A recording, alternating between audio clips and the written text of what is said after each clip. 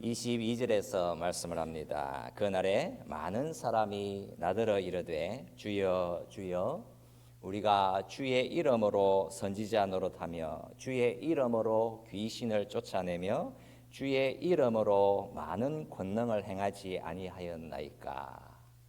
여러분, 주여 주여 하는 것에는 어떤 문제가 있는 것입니까? 주여 주여 이런 말은 우리가 기도 시간에 자주 사용하는 말이기에 나더러 주여 주여 하는 자마다 다 천국에 들어갈 것이 아니요라고 하신 말씀은 정말 큰 충격이라고 할 수 있습니다. 예수님이 하신 말씀의 의도는 분명한 것이지요. 주님이라고 말하면서 실제로 주님이라는 이름을 어떻게 취하고 있는지 그 상태를 분명히 보신다라는 말씀입니다. 십계명에서 보면 너는 네 하나님 여호와의 이름을 망령되게 부르지 말라라고 하는 말씀은 하나님 여호와의 이름을 거짓되게 진심 없이 실제와 다르게 형식적으로 취하지 말라는 말씀입니다. 어떻게 하면 하나님의 이름을 헛되이 부르는 것이 됩니까? 우리는 언제나 사람의 이름을 이용하면서 사용하면서 살아가고 있습니다. 이 세상에서 나를 다른 사람들에게 설득시키는 방식을 한번 생각을 해 보십시오. 우리의 이름이 통하지 않을 때에는 무언가 힘이 있는 타인의 이름을 사용해야 합니다. 왜 사람들은 이런저런 강력한 사람의 이름을 사용을 하는 것이겠습니까?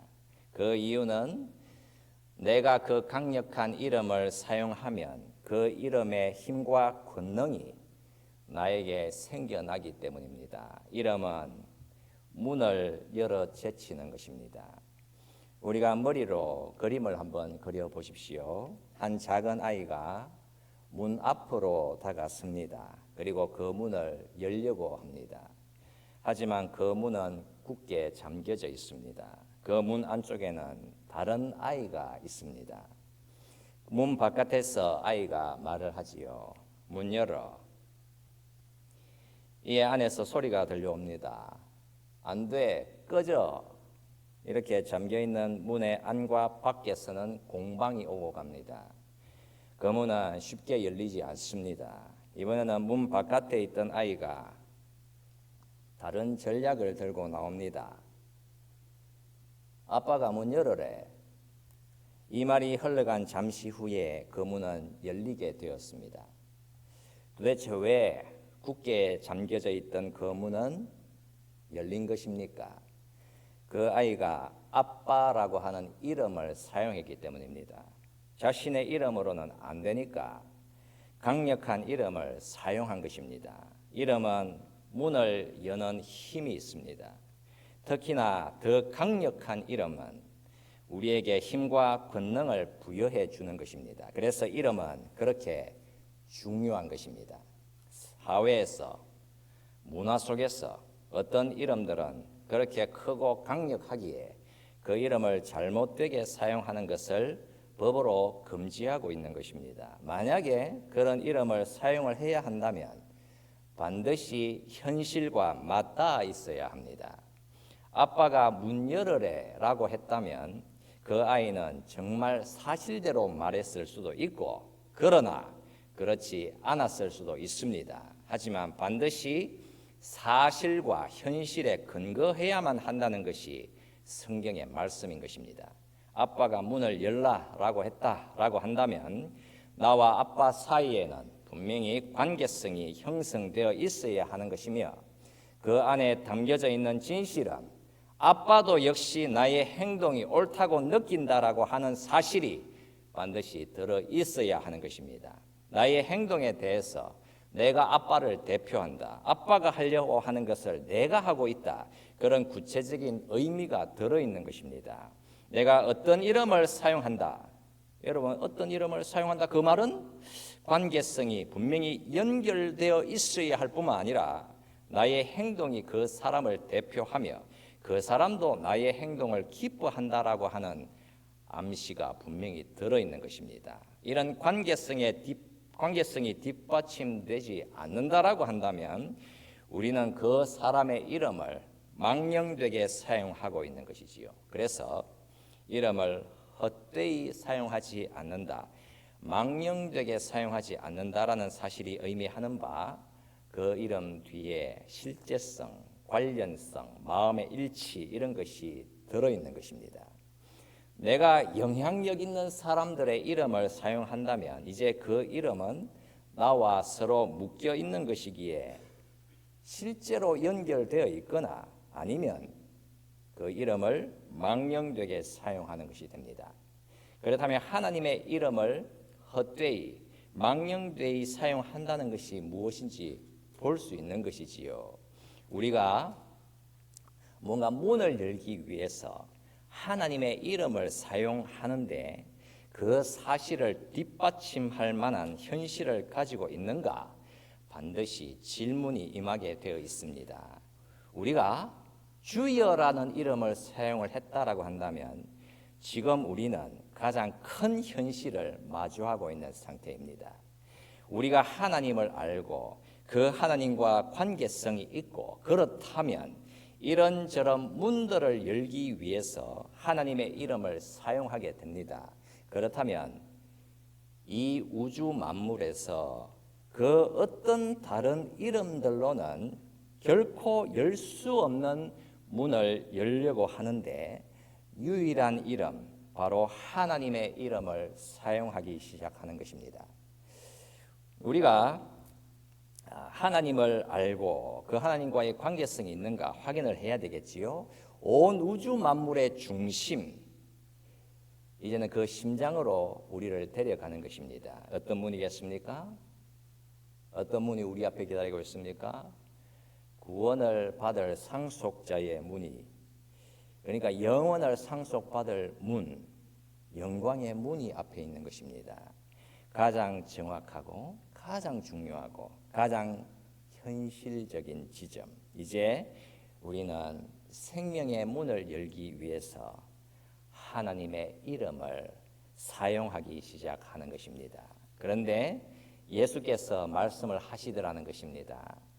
많은 사람이 나더러 이르되 주여 주여 우리가 주의 이름으로 선지자 노릇을 했고 우리가 주의 이름을 사용하여서 귀신을 쫓아냈고 당신의 그 존귀한 이름으로 이 땅에서 참으로 많은 권능을 행했습니다라고 하자 주님께서 하시는 말씀이 내가 너희를 도무지 알지 못하니 불법을 행하는 자들아 내게서 떠나가라, 이렇게 말씀을 해버리신 것입니다.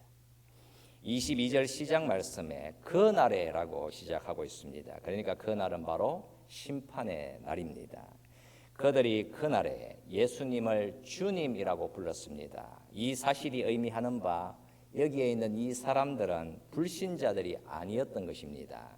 그러니까 신앙에서 정통이라고 주장했던 사람들이었으며 신성을 믿었으며 예수를 주님이라고 사용한 사람들이었습니다. 교리와 신념을 가지고 있었다는 사실입니다. 그러나 그 교리와 그 신념이 그들의 영적인 삶의 현실이 되어 있지는 못했다는 것입니다. 바로 이 경계선, 이 형편은 정말 우리로 하여금 치명적인 두려움을 만들어내는 것이겠지요. 지식은 많았으나 그 지식이 영적인 현실이 되어 있지는 못했다는 것입니다. 주님에 대한 지식과 교리는 많이 가지고 있었으나 그래서 정통이라고 자부까지 했으나 예수님 그가 자신들의 현실이 되어 있지 못했습니다.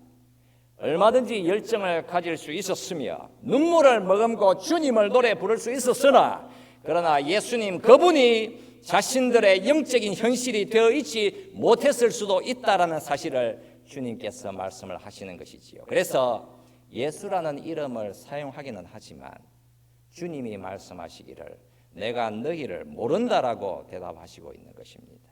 사실 본문 22절 말씀은 훨씬 더 큰 충격적인 형편을 보여주고 있는 것이지요. 그들은 무엇을 하며 살고 있었습니까? 주의 이름으로 선지자 노릇을 했다고 합니다. 주의 이름으로 귀신도 쫓아냈다고 합니다. 주의 이름으로 많은 권능을 행했다고 합니다. 예언하고 설교하고 치유하고 기적을 행했습니다. 열정을 품고 사역에 참여했으며 수많은 기독교 사역을 이루어냈습니다. 그랬던 그들을 향하여서 내가 너희를 도무지 알지 못한다라고 하셨으며 심지어는 불법을 행하는 자들이라고 정죄하셨습니다. 정말 바쁘게 기독교 사역들에 참여하고 정말 수고로 일했습니다. 하지만 그런 모든 것을 뒷받침해 줄 영적인 현실은 그들에게는 없었다라고 선포합니다. 예수님이 교리라든가 어떤 정서적인 참여, 사역 활동을 전면 부정하고 있는 것입니까? 그렇지 않습니다. 하지만 예수님이라는 영적인 현실이 자신들에게 없어도 얼마든지 놀라운 일들을 행할 수 있다라는 사실을 분명하게 말씀을 하고 있는 것입니다. 예수 그리스도가 내 삶의 내 인생의 현실이 아니다. 나에게 예수님 그가 참된 현실이 아니다. 여러분 정말 그럴 수 있습니다. 얼마든지 잘하고 얼마든지 칭송을 받고 얼마든지 훌륭한 일들을 참여하면서도 그리하여 하나님의 이름을 수도 없이 부르고 사용하면서 살더라도 그러나 하나님이 나의 영적인 현실이 아닌 채 얼마든지 살아갈 수 있다라는 사실입니다. 그렇다면 아주 중요한 질문이 나오게 되는 것이지요. 도대체 하나님의 이름이 나의 영적인 현실이 된다라고 하는 것이 무슨 의미일까? 성경에 나오는 그 하나님이 나의 진짜 현실인지 어떻게 알 수 있을까? 예수님이라는 그분이 나의 영적인 현실이 된다라고 하는 것이 무슨 의미인가?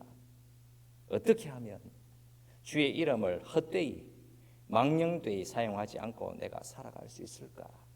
너무나도 중요한 질문이 저와 여러분들 앞에 있습니다. 본문 21절 말씀을 봅시다. 나더러 주여 주여 하는 자마다 다 천국에 들어갈 것이 아니요 다만 하늘에 계신 내 아버지의 뜻대로 행하는 자라야 들어가리라. 이제 우리가 이 말씀을 좀 적용해 보았으면 합니다.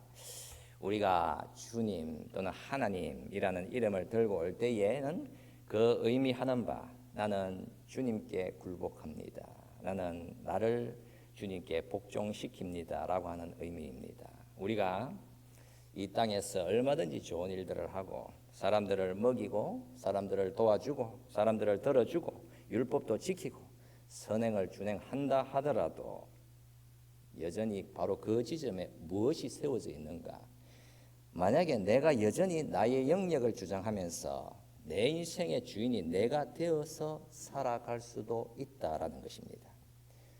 내가 살아있다라는 것이 의미하는 바 나의 삶, 내 마음, 내 의지는 여전히 내 자신에게 있을 수 있다는 것이지요. 나를 전혀 놓지 않았습니다. 내가 그리스도와 함께 십자가에 못 박혔나니 그런즉 이제는 내가 사는 것이 아니요 오직 내 안에 그리스도께서 사시는 것이라. 이제 내가 육체 가운데 사는 것은 나를 사랑하사 나를 위하여 자기 자신을 버리신 하나님의 아들을 믿는 믿음 안에서 사는 것이라. 여러분 어떻습니까? 우리는 예수님의 죽음에 합류되어야 합니다. 그러나 내가 나 된 것은 하나님의 은혜로 된 것이니 내게 주신 그의 은혜가 헛되지 아니하여 내가 모든 사도보다 더 많이 수고하였으나 내가 한 것이 아니요 오직 나와 함께 하신 하나님의 은혜로다. 나는 그리스도의 십자가에서 죽었기에 나의 욕심과 헛된 영광을 구하는 것에서 벗어나야 하는 것입니다.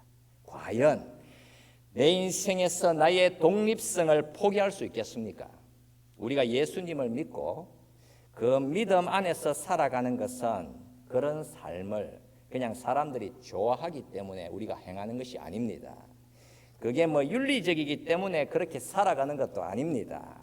예수라는 신앙이 내 머리에 이해가 되니까 뭔가 흥미롭고 내 인생에 내 필요를 채워주시니까 예수 믿음이라는 현실 속에서 살아가는 것이 아닙니다. 우리가 내 의지를 쳐서 십자가 은혜 앞에서 복종시키는 이유는 예수님 그분이 내 인생의 전권을 가지신 왕이시며 그분은 항상 올바르시며 우리는 주님께 모든 것을 빚진 자이기 때문입니다.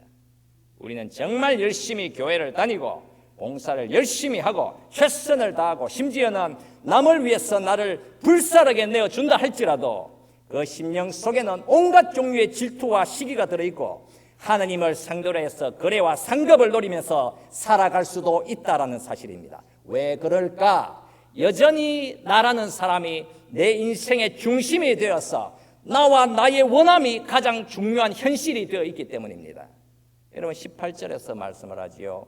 좋은 나무가 나쁜 열매를 맺을 수 없고 못된 나무가 아름다운 열매를 맺을 수 없느니라. 죄인은 내 스스로의 힘으로는 절대로 하나님이 원하시는 열매를 맺을 수 없습니다. 우리가 좋은 열매를 맺기 위해서는 예수라는 가지의 접붙임을 받아야 합니다.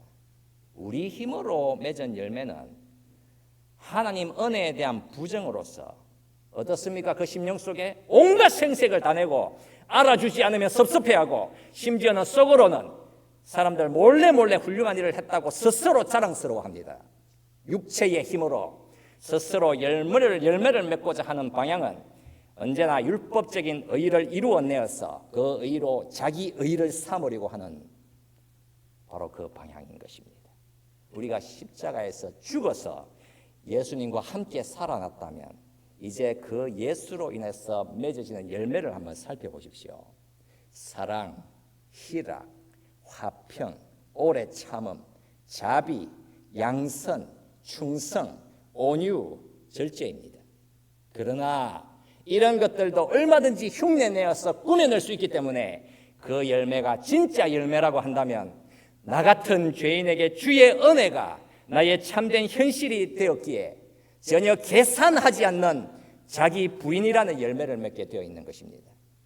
우리는 교회로 부르심을 받았습니다. 그렇다면 우리가 성도로 부르심을 받았다면 이제 우리가 예수라고 하는 현실 앞에서 믿음으로 살아갈수록 절대적으로 깨닫습니다. 내 인생은 하나님의 은혜가 아니면 절대 안 된다라는 사실을 보고 깨닫게 되는 것입니다. 그리고 하나님의 은혜의 그 정점, 최후의 진실은 예수 그리스도의 십자가가 내 인생의 전부구나라는 사실을 알게 되는 것입니다. 내가 알았었지만 몰랐구나. 내가 알고 있지만 모르고 있구나. 그러나 이제야 알았다. 바로 그 자리에 서게 되는 것입니다. 정말 열심히 매일 주의 이름을 불렀고 길을 가다가도 넘어지면서도 아이고 주여 이름을 불렀고 여러분 윷놀이 게임하면서도 주여 부르면서 윷을 던지지 않았습니까? 주의 이름으로 권능을 행하면서도 주여 이렇게 불렀는데 가만히 생각해보면 여전히 예수를 믿지 않고 살았었구나. 예수님이 나의 주, 나의 그리스도이심을 믿지 않고 살았던 삶을 정말 철저히 회개하게 되는 것입니다. 25절에서 말씀을 하지요. 비가 내리고 창수가 나고 바람이 불어 그 집에 부딪히되 무너지지 아니하나니 이는 주추를 반석 위에 놓은 까닭이요. 여러분 지금 주님의 부르심이 바로 여기 이 자리에 임하고 있는 것입니다. 내가 나의 구원이 아니라 예수님이 나의 인생의 구원의 반석이시다. 그 생명의 현실로 지금 부르시고 있습니다. 우리가 주여 주여 하는 자가 되어 있는 이유는 정말 분명한 것입니다. 바로 모래 위에다가 집을 짓고 살고 있기 때문입니다. 그 모래는 어떤 것입니까? 우리 자신을 증명해내고 나의 자기 존경이라고 하는 그 반석이 내 반석인 것입니다. 내가 나의 비참한 얼굴을 들여다볼 수 없습니다. 그래서 무언가로 계속해서 나를 가리고 싶어 하는 것입니다. 분명히 나의 어딘가가 잘못되어 있다는 사실을 내가 알고 있기는 하지만 나의 가치를 증명해내기 위해서라면 기꺼이 내가 나의 어딘가를 가리고 계속해서 나의 자존심을 내세우면서 내 힘으로 구원의 힘과 자격을 가지려고 하는 것입니다. 내 모든 행실들과 열매들은 이기심으로 나의 중심으로 도배가 되어 있지 않습니까? 그러나 그것은 타인들이 볼 수 없기에 얼마든지 주의 이름을 헛되이 부르면서 위험한 현실 속에서 살아가는 것입니다. 그렇게 우리의 인생은 위선자가 되어가는 것이죠. 겉으로는 아름다워 보이는 열매들을 맺는 것 같으나 사실은 확인해 보니까 그 심령 속에는 시궁창이 되어서 썩은 냄새로 가득 차 있습니다. 언제나 나 자신을 향해서는 미안함을 느끼면서도 그러나 반드시 무너지게 되어 있으며 반드시 분노하게 되어 있습니다. 여전히 내가 내 인생의 현실이기 때문입니다. 그렇다면 예수님께서 그런 인생을 다시 부르시고 있습니다. 예수님이 우리를 드러내시고 만지시는 것입니다.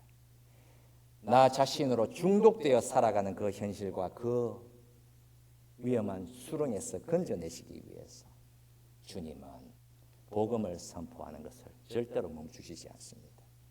우리가 완전하다면 예수라는 그 왕이 우리에게 필요하지 않겠지요. 이야기를 하나 하면서 말씀을 마치도록 하겠습니다.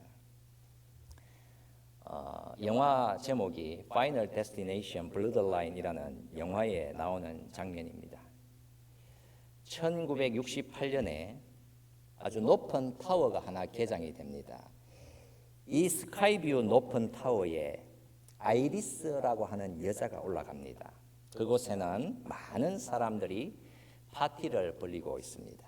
그런데 아이리스는 그 높은 타워가 붕괴될 것이라는 미래의 위험을 예지하고 감지한 후에 그곳에 있던 많은 사람들을 다 대피시켜서 그 대참사를 막아서게 됩니다. 그러니까 원래 그 높은 타워는 붕괴되어서 그곳에 있던 모든 사람들은 다 죽도록 죽음의 설계가 되어 있었습니다. 그런데 아이리스가 그 참사를 미리 막았었기에 죽음의 설계가 흐트러져 버린 것입니다. 그 이후에 죽음은 그 타워에 있었던 모든 생존자들을 다 찾아가서 하나하나 다 죽이게 됩니다. 그러니까 죽음이 방해를 받은 후에 이제 죽음은 그 타워에 있던 사람들과 그 후손들을 다 찾아가서 전부 다 죽입니다. 이 영화에서 한 가지 특이한 설정이 나오게 되는데 죽음의 설계를 가로막았었던 사람이 아이리스라고 하는 여자입니다. 그 여자가 죽음을 방해했기에 이제 죽음이 아이리스의 모든 가족들을 찾는다라는 설정이 나옵니다. 그래서 아이리스의 후손들은 순차적으로 죽음의 표적이 되어서 하나씩 비극적인 죽음을 맞이하게 됩니다. 죽음이 이 가족들을 노리며 찾아오는데 주인공은 그 죽음에서 생존 가능한 방법이 무엇인지를 찾아 나서게 됩니다. 1968년 그 높은 타워인 스카이뷰에서 살아나왔던 모든 사람들 중에서 딱 한 사람만이 살아 생존하고 있었습니다. 그래서 주인공 가족들은 그 생존자를 찾아가서 죽음에서 생존할 방법을 묻습니다. 그 생존자가 전하는 바 죽음이 설계한 순서를 피하기 위해서는 첫째, 누군가가 다른 사람을 대신하여 죽든가 아니면 둘째, 임상적으로 사망을 했다가 부활하는 것이라고 조언해 줍니다. 그러니까 죽음이라는 것을 상대로 해서 아주 진지하게 장난을 치되 죽음이 이렇게 다가오다가 쟤네는 죽었었지 라고 판단하고 죽음이 저쪽은 이미 죽었으니까 방향을 틀어서 다른 곳으로 가야겠다라고 이렇게 결정하게 만들어야 한다는 것입니다. 여러분 영화 이야기는 여기까지만 하고 이거는 얼마든지 보실 수 있으니까 참 재미있는 영화인데 여러분 우리에게 지금 선포되고 있는 예수라는 현실, 복음이라고 하는 현실이 과연 무엇인지 여러분 한번 생각을 해보십시오. 지금 모래가 아니라 반석 위에다 집을 지으라고 말씀을 하시지요. 여러분, 이제 우리는 우리의 참된 현실을 나라는 사람에게서 예수님에게로 옮겨야 합니다. 예수님 그가 죽음을 상대로 해서 과연 어떤 일을 하셨으며 어떤 복음을 선포하는지 나의 의지와 나의 심령, 나의 인생을 그냥 흔들어 놓아야 하는 것입니다. 그리고 우리는 깨어나야 합니다. 그냥 단순히 육신의 죽음만이 전부가 아니라 하나님 아버지의 그 영광스러운 얼굴을 잃어버리는 영혼의 죽음까지, 죽음의 방향과 죽음의 영향력을 파괴시키신 분이 우리 앞에 서 계신 것입니다. 예수님 그가 나사로를 죽음에서 깨어나게 하셨을 때에는 죽음이 그를 삼키게 되어 있었습니다. 그러나 오직 예수님만은 죽음을 부활로 인도하실 수 있는 하나님의 아들이었습니다. 예수님 그분이 저와 여러분의 궁극적인 현실, 영의 현실이라고 한다면 나의 어떤 가식적인 자기 몰두와 헛되고 위험한 현실에서 우리는 온전히 벗어날 수 있습니다. 그러니까 저와 여러분들은 이 땅에서 정말 예수님을 나의 주로 믿으며 살 수 있는 것입니다. 우리는 오직 예수님의 은혜를 통하여서 그 은혜가 우리들의 유일하고 참된 현실이 되어서 그리하여 여러분 우리 자신은 온전히 부정되게 하시고 예수님의 십자가 죽음에서 새롭게 태어나서 예수님의 참사랑 그것이 내 인생의 참된 현실이구나라는 사실을 믿음으로 그리고 자기 부인으로 겸손히 하나님 앞에서 행하시는 주의 존귀한 성도들 되시기를 주의 이름으로 축원드립니다. 아멘. 제가 같이 기도하겠습니다. 살아계신 우리 하나님 감사합니다. 우리에게 주신 하나님의 은혜가 얼마나 큰 은혜인지 우리는 죽음을 두려워하여 매일매일 그 고통 속에서 하루하루를 걸어가고 있지 않습니까? 우리를 삼키려는 죄의 힘, 사망의 능력은 그렇게 강력하게 집요하게 우리의 인생을 찾아옵니다. 과연 이 위험한 현실에서 벗어날 수 있는 참된 현실은 오직 예수님께로 피하는 것입니다. 예수님의 그 십자가가 나의 생명이 되는 것입니다. 그리고 그곳에서 새롭게 태어나서 하나님의 은혜가 나의 참된 인생의 현실이 되어서 이 땅에서 자기 부인과 나의 죽음, 나의 옛사람의 죽음이 우리의 참된 현실이 되는 것입니다. 하나님, 우리의 영의 눈을 열어주시고 이 땅에서 예수님이라는 참된 현실 속에서 믿음으로 살아가는 존귀하고 복된 성도들 다 되게 하여 주시옵소서.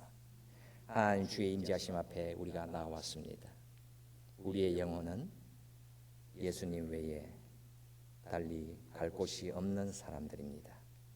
주님만이 우리의 참 소망, 참 생명이 되시옵소서. 우리가 하나님의 임재하심 앞에 예배를 드릴 때에 우리의 심령의 고백과 삶과 눈물과 헌신과 물질과 시간과 우리의 생명을 하나님 앞에 드립니다. 기쁘시게 받아주시고 우리 하나님께서 기뻐하시는 주의 백성으로 살아가게 하옵소서. 우리에게 주신 삶들을 존귀하게 여기며 주신 인생 하나님이라는 현실 앞에서 살아가는 복된 성도를 다 되도록 우리 하나님 은혜를 더하여 주옵소서. 감사드리며 축복하오며 예수 그리스도의 이름으로 기도드립니다. 아멘. 우리 함께 자리에서 같이 일어서셔서 54장 같이 찬송을 드리겠습니다.